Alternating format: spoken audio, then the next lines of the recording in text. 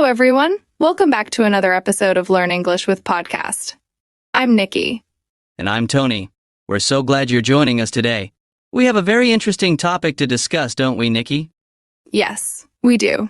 Today, we're talking about the countryside. We'll explore what it's like to live in the countryside, how it's different from living in the city, and some useful vocabulary and phrases to help you talk about this topic in English.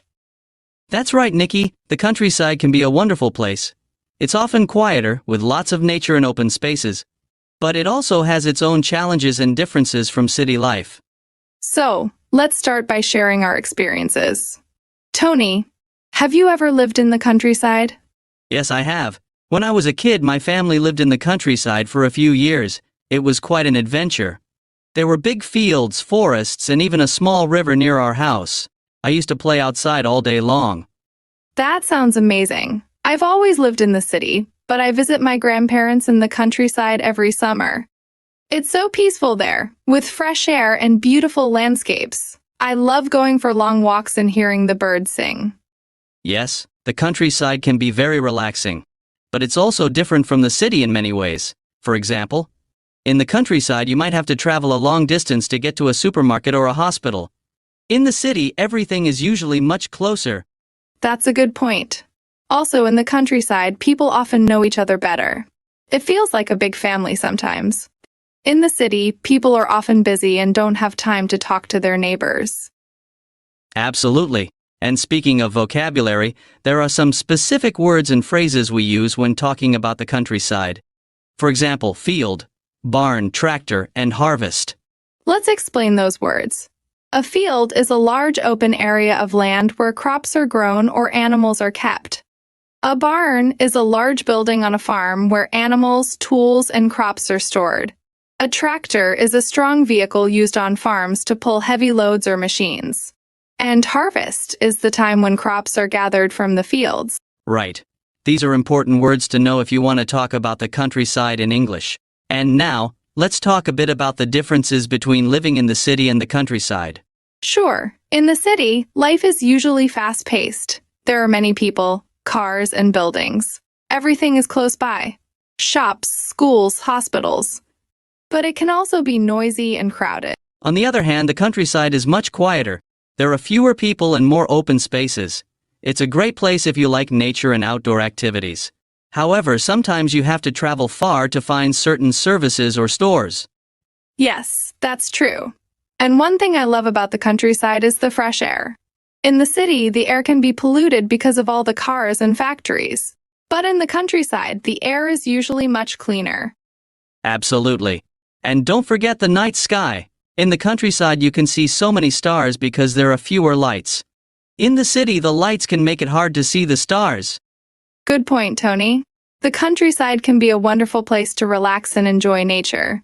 But it's also important to understand the challenges, like fewer job opportunities and longer distances to travel.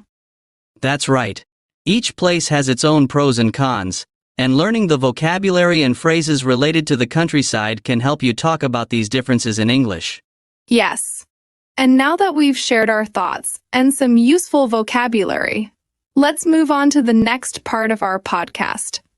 We have some special guests who will share their own stories about living in the countryside. That's right, Nikki. Our guest today is Andrew.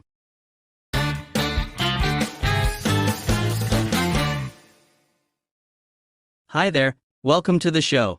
Hello, Nikki and Tony. Nice to meet you, Andrew. Can you share your experience living in the countryside? Of course. I moved to the countryside a few years ago for work. I'm a farmer, so I needed more space and good land. That sounds interesting. What do you grow on your farm? I grow a variety of crops, like corn, wheat, and vegetables. I also have some fruit trees. That's a lot of work. What do you enjoy most about being a farmer? I enjoy being my own boss and working with my hands. I also love being outside and seeing the results of my hard work. That must be very rewarding. What are some challenges you face? The weather can be a big challenge. Too much rain or not enough rain can ruin a crop, and sometimes pests can be a problem too. That sounds difficult, but it seems like you have a lot of passion for what you do. Yes, I do.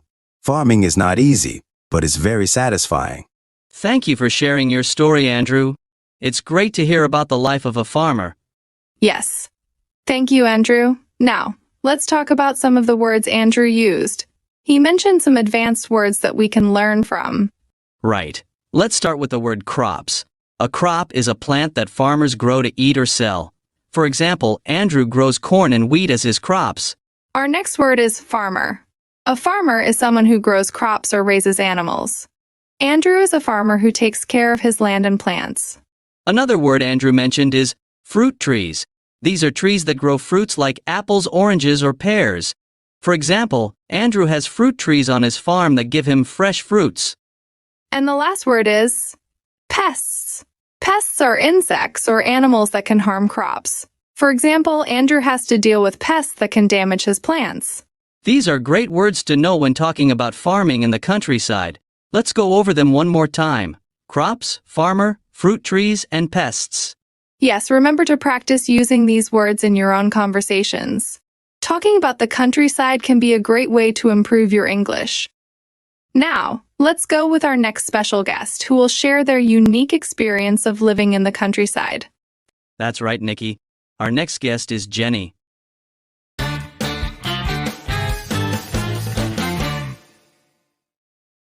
Hi, Jenny. Welcome to the show. Can you please tell us a bit about yourself? Hi, Nikki and Tony. Thank you for having me. My name is Jenny, and I lived in the countryside for 2 years. Before that, I lived in the city my whole life. Nice to meet you, Jenny. It must have been quite a change moving from the city to the countryside. Can you tell us what that was like? Sure. It was a big change. In the city, everything was fast-paced and convenient. There were shops, restaurants, and entertainment everywhere. But in the countryside, life was much slower and quieter. That sounds interesting. What were some things you enjoyed about living in the countryside? I loved the peace and tranquility. The fresh air and open spaces were amazing. I could go for long walks in nature and see beautiful landscapes every day. It was a great place to relax and unwind. That does sound wonderful. Were there any challenges you faced living in the countryside? Yes, there were a few challenges. One of the biggest was the lack of public transportation. In the city, I could just hop on a bus or a train. But in the countryside, I had to drive everywhere, and sometimes the distances were quite far. That must have been a big adjustment. How about social life? Was it different from the city? Yes, it was. In the city, there are always places to go and things to do. In the countryside, social activities were more limited, and people often gathered at local events or community centers. It felt more personal and close-knit, but also quieter. It sounds like living in the countryside had both pros and cons. What do you miss the most about the countryside now that you're back in the city? I miss the peace and the connection with nature. The city is exciting and full of opportunities, but sometimes it can be overwhelming. I miss the simplicity of the countryside life. Thank you for sharing your story, Jenny. It's great to hear about the differences between city and countryside living. Yes. Thank you, Jenny. Now, let's talk about some advanced words that Jenny used during her story. One of the words Jenny mentioned is tranquility. Tranquility means a state of peace and calm. For example, Jenny enjoyed the tranquility of the countryside. Another word is convenient. Convenient means easy to use or get to. In the city, everything was convenient for Jenny because there were shops and transportation everywhere. Jenny also talked about overwhelming. Overwhelming means very intense or too much to handle. The city can be overwhelming with all the noise and activities. And the last word is close-knit. Close-knit means a community where people know each other well and support each other. The countryside community felt close-knit to Jenny because everyone gathered at local events. Let's go over these words one more time. Tranquility, convenient, overwhelming, and close-knit. Great words to practice. Using these words will help you describe your experiences more accurately. Now, let's move on to our last guest. We have another special guest who will share their experiences about the exciting activities you can do in the countryside. That's right, Nikki. Our next guest is Justin.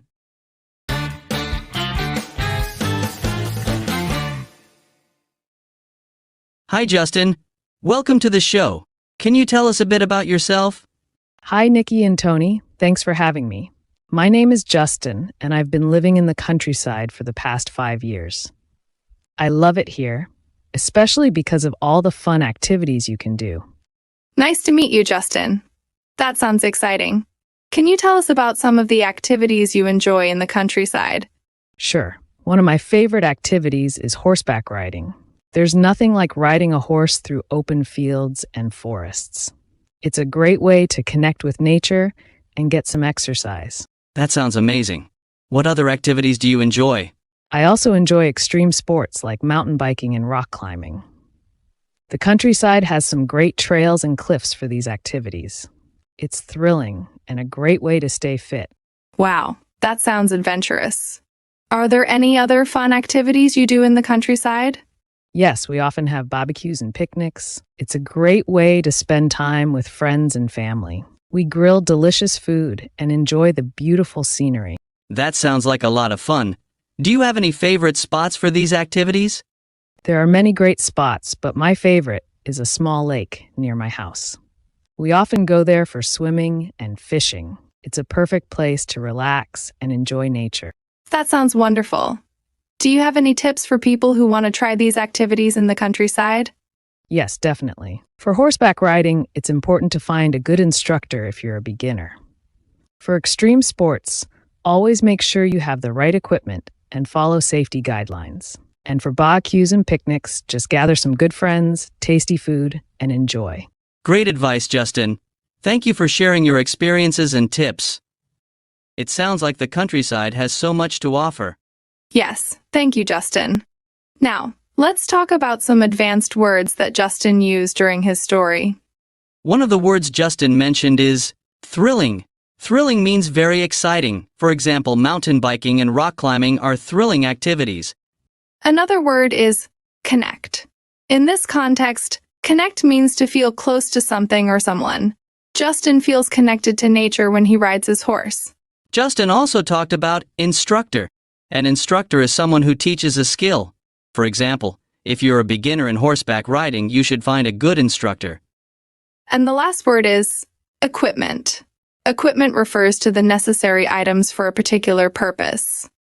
For example, you need the right equipment for extreme sports to stay safe.